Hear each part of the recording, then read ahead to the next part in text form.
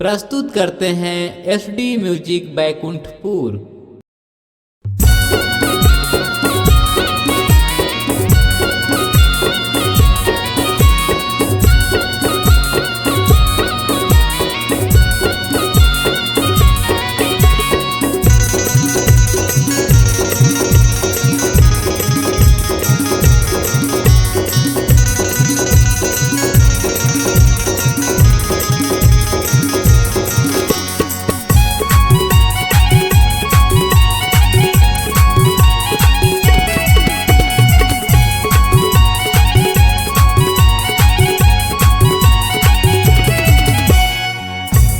मन मोर लागे कहीं ना पगली तोर बिना, मन मोर लागे कहीं ना पगली तोर बिना।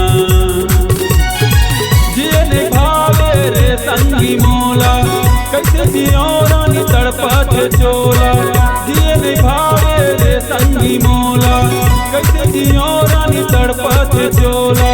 माया में तोरे दीवाना हो गए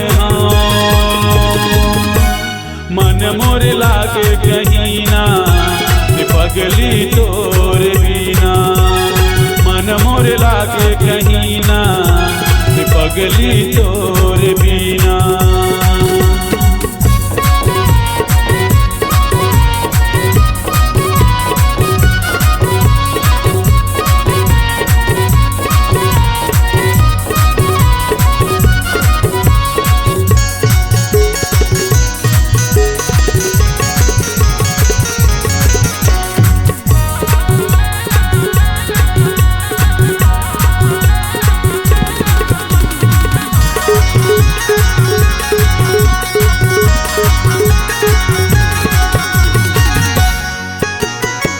खेल गे हंसते मोहब्बत के खेला, माया में फांस डारे रानी ते मोला।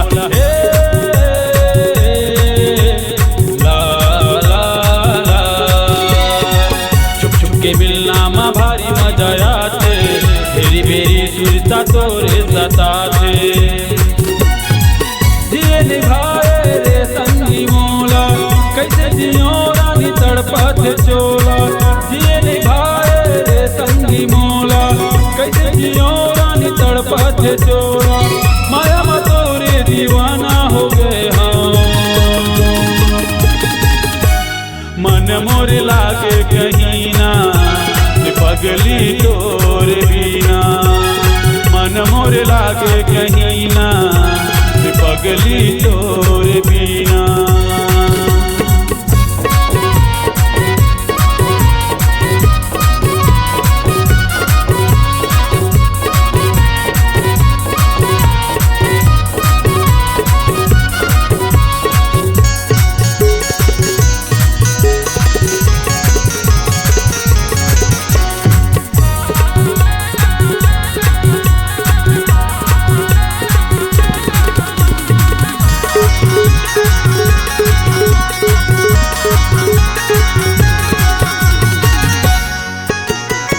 प्यार में अपन मोला फंसा के छोड़ दे हे रानी पगला बना के।